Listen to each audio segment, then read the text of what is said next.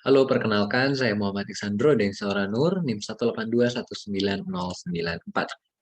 Pada kali ini, saya akan menjelaskan tugas proyek kelompok untuk mata kuliah II 4051, Rekayasa Sistem Multimedia, dengan judul Pengembangan Sistem Multimedia Pelacakan Kontak di Lingkungan Kampus ITB Ganesha berbasis Near Field Communication.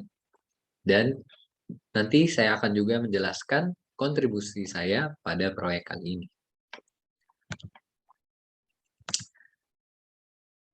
Penjelasan dimulai dari pendahuluan, kebutuhan sistem, teknologi, desain implementasi, pengujian dan demo, dan di akhir dengan kesimpulan.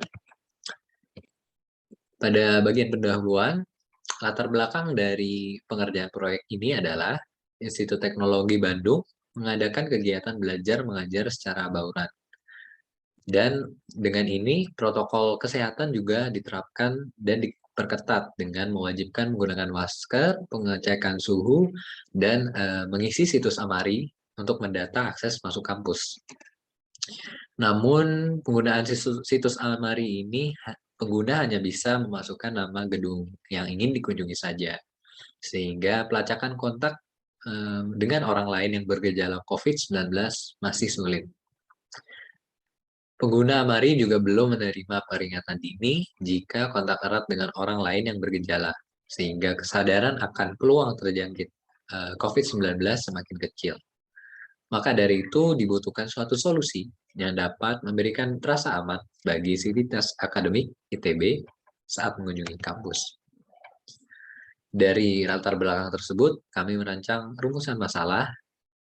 Yang pertama yaitu kurang akuratnya informasi akses ruangan yang ada pada sistem saat ini. Yang kedua, kendala bukti akses masuk kampus yang tidak dikirimkan oleh sistem. Yang ketiga, belum adanya peringatan jika terjadi kontak erat dengan orang yang bergejala COVID-19. Dari rumusan masalah tersebut, kami memiliki tujuan, yaitu mengembangkan sistem pelacakan kontak yang lebih akurat, mengembangkan sistem yang memudahkan alur masuk kampus, dan mengembangkan suatu cara untuk memberikan notifikasi peringatan jika terjadi kontak erat dengan orang yang bergejala. Dan di sini lingkup dan batasannya, di mana analisis kebutuhan pengguna dan sistem terhadap permasalahan yang ditemukan, perancangan konsep sistem multimedia untuk pelacakan kontak, dan pengembangan perwarupa dari multimedia. Batasannya, desain yang dibuat dibatasi untuk mahasiswa dan subjek penulisan alur masuk kampus untuk ITB Kampus Ganesha. Nah, dari itu berikut adalah kebutuhan sistemnya, mulai dari kebutuhan fungsional dan kebutuhan non-fungsional. Utamanya adalah sistem harus dapat berkomunikasi dengan NFC, yaitu teknologi yang akan digunakan, dan menerima kartu tanda mahasiswa, dan kemudian setelah dapat membacanya, data tersebut akan dikirimkan melalui Wi-Fi ke web server, dan kemudian dapat mengetahui dan mencatat waktu kapan mahasiswa tersebut memasuki ruangan. Dan dari itu, mahasiswa juga dapat menerima notifikasi jika suatu saat terdeteksi atau memiliki kontak erat dengan orang yang bergejala.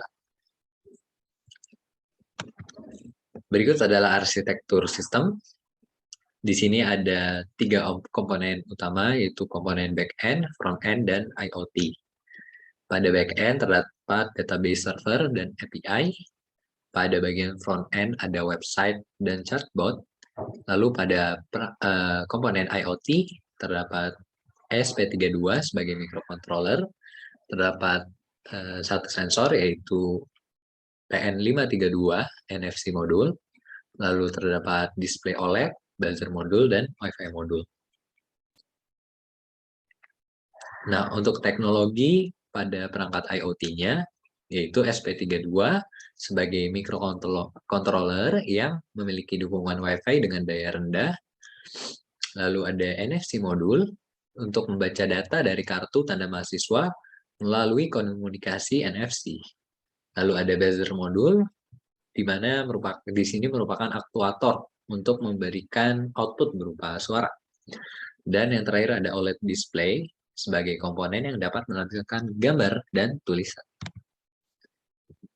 Nah, dari arsitektur dan kebutuhan fungsional sistem, di sini adalah rancangan, desain, dan implementasinya. Dan di sini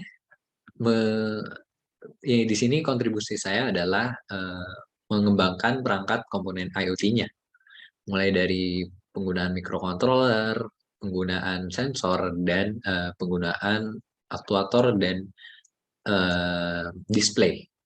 Nah, di sini saya menggunakan dua microcontroller, yaitu dua perangkat SP32.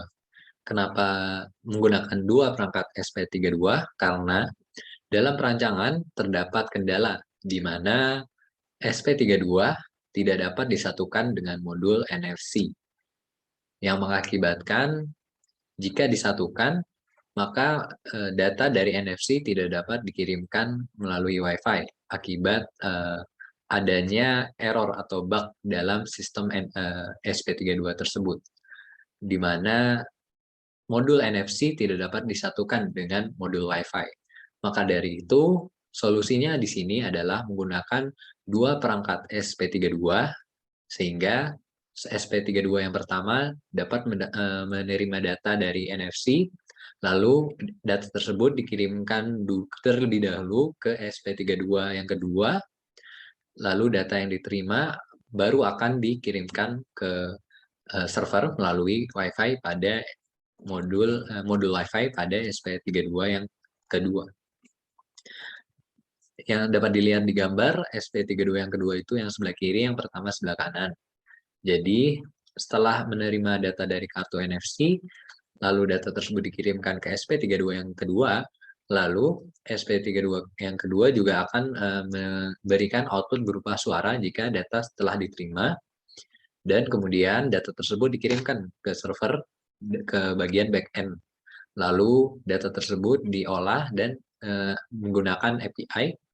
Lalu API tersebut akan mengembalikan sebuah data berupa nama mahasiswa dan status. Nah, dapat dilihat data yang diterima dapat ditampilkan pada display, yaitu terdapat nama dan status. Nah, berikut adalah demo dan pengujiannya. Nah, di sini pertama, mahasiswa atau pengguna dapat menempelkan kartu tanda mahasiswa ke modul NFC. Setelah kartu tersebut ditempelkan ke modul NFC, maka data tersebut dikirimkan dan SP32-nya akan memberikan output berupa suara melalui modul suara. Dapat dilihat di sini. Nah, setelah memberikan output berupa suara, data tersebut juga dikirimkan ke server melalui Wi-Fi dan menerima data dari API. API tersebut akan mengembalikan sebuah data berupa nama dan status. Dapat dilihat di sini namanya nama saya sendiri karena menggunakan KTM saya sendiri. Lalu statusnya di sini masuk atau in.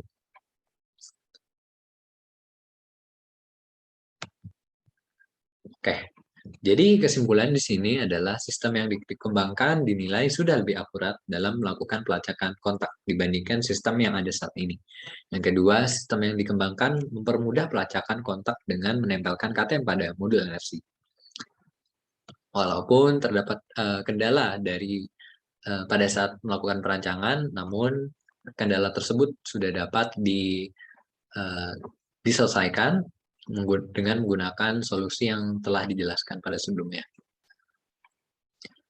Untuk kedepannya akan lebih baik jika SP32 atau microcontroller-nya diganti dengan microcontroller yang memiliki spesifikasi lebih bagus atau lebih baik, sehingga tidak perlu menggunakan dua microcontroller dalam satu perangkat IoT-nya.